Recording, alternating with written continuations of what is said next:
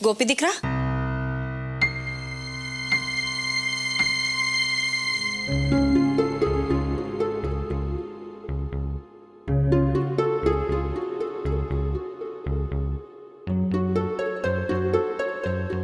गोपी?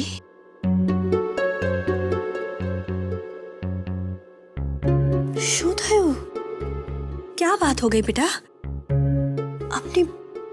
अपनी माँ को नहीं पता होगी। शू थयु बोल। काकी जी कुछ नहीं। कैसे कुछ नहीं गोपी? कुछ तो बात है, कुछ तो हुआ है जो तुम मुझे नहीं बता रही हो। बोल ले गोपी, शू थयु?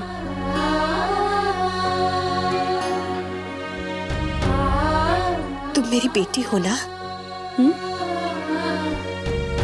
मुझे अपनी माँ मानती है ना? शायद नहीं, इसीलिए अपनी दिल की बात मुझे नहीं बता रही हो। बोल ने बेटा। काकी जी वो शू थयु बोल।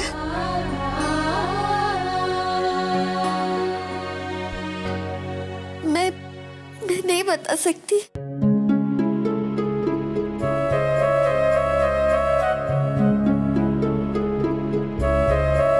अच्छा, तुम्हारी सासू माँ ने तुम्हें डांटा? तुमसे नाराज हुई?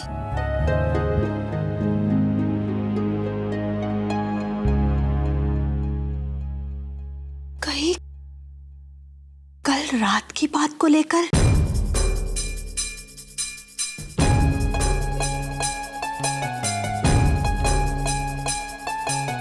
अहम?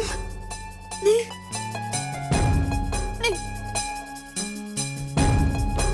बोल ले बेटा, शू थयु छे? देख, अपने दिल की बात मुझसे कहेगी ना तो तेरा मन हल्का हो जाएगा और मेरा भी।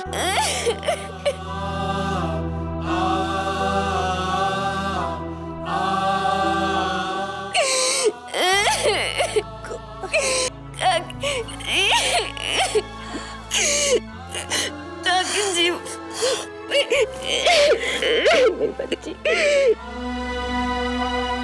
गोपी, वो मणि ने जो कांच के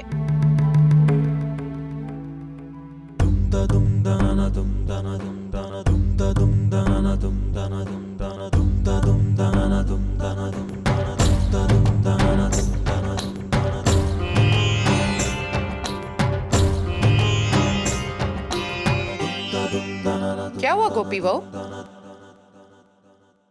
क्यों रो रही हो तुम? कोई बात है? तो फिर टसुए क्यों बहा रही हो?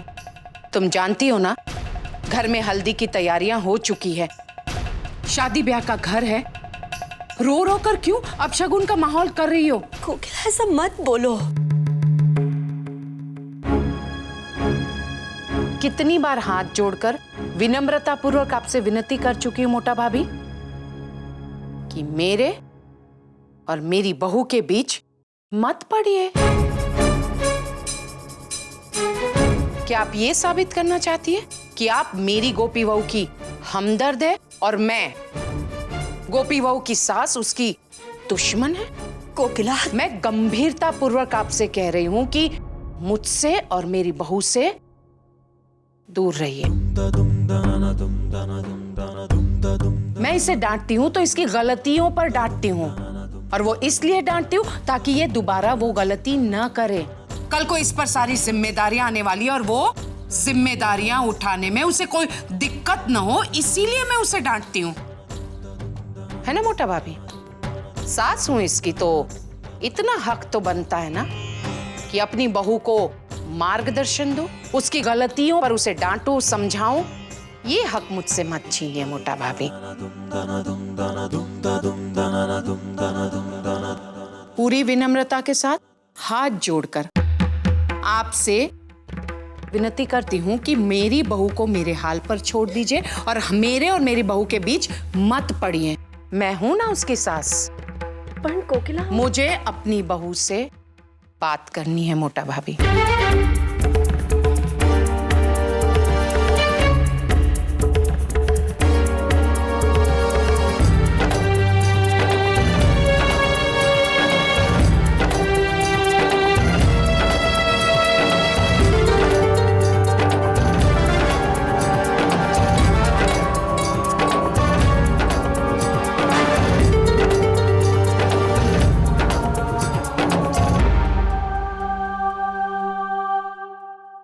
क्या बात है गोपी बहू, क्यों रो रही हो?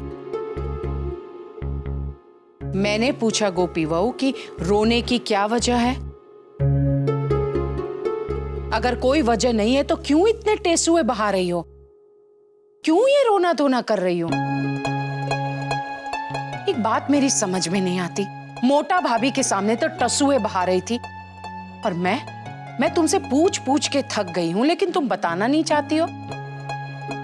मैंने तुम्हें हमेशा कहा है ना कि गोपी बहू, अगर तुम्हें कोई परेशानी हो तो मुझसे आकर कहो। अगर तुम्हारी रोने की वजह है मेरा डांटना, तो टफोड़ छो तमें। इतना कीमती सामान तुम्हारी बेध्यानी से टूट जाता तो मेरा डांटना तो जायज बनता है ना। हे भगवान, अब तुम जानो और तुम्हारे रोने का कारण। अगर तुम मुझे नहीं बताना चाहती हो तो मत बताओ। घर में बहुत सारे काम पड़े हैं, उसे निपटाओ। और ये आंसू पोछो अपने आंसू और काम पर ध्यान दो। समझी गया गोपी बहू?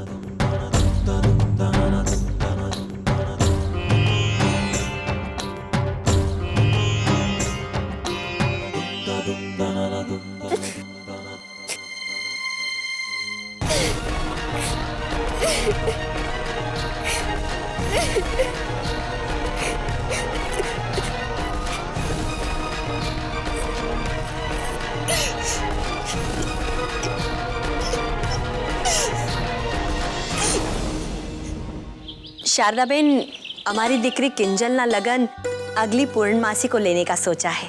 थोड़ा जल्दी है, लेकिन क्या है ना, पंडित जी ने 2 ही मुहूर्त दिए थे और इन दोनों मुहूर्त में से जो सर्वोत्तम है वो अगली पूर्णमासी को है।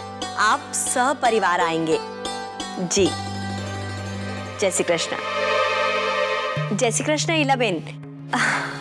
શું વાત કરો છો? आपको पता चल गया? सारू थयु।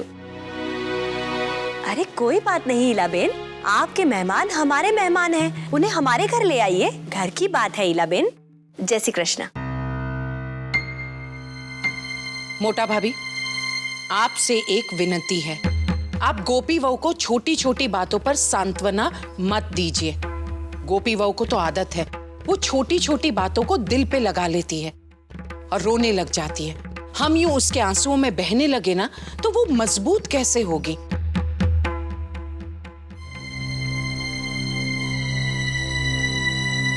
कोकिला, मेरा ये विचार है कि शायद गोपी तुम्हारे डांटने की वजह से नहीं रो रही है।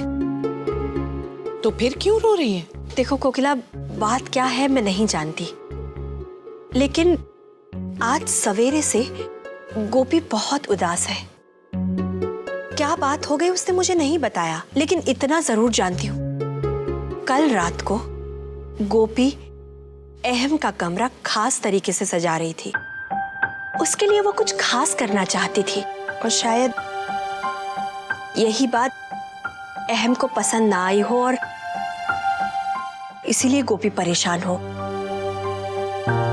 तो उसने मुझे कुछ नहीं बताया, लेकिन जब मैंने उसे पूछा कि कल रात वाली सरप्राइज अहम को कैसी लगी, तो वो अपने आंसू नहीं रोक पाई। मोटा भाभी, गोपी बहू अच्छी तरह से जानती है कि इस तरह का सरप्राइज या उसकी इस तरह की कोशिशें अहम को गुस्सा दिला सकती है। वो ये भी जानती है कि गोपी की नजदीकियां अहम को रास नहीं आती, तो फिर ऐसी कोशिशें क्यों करती है?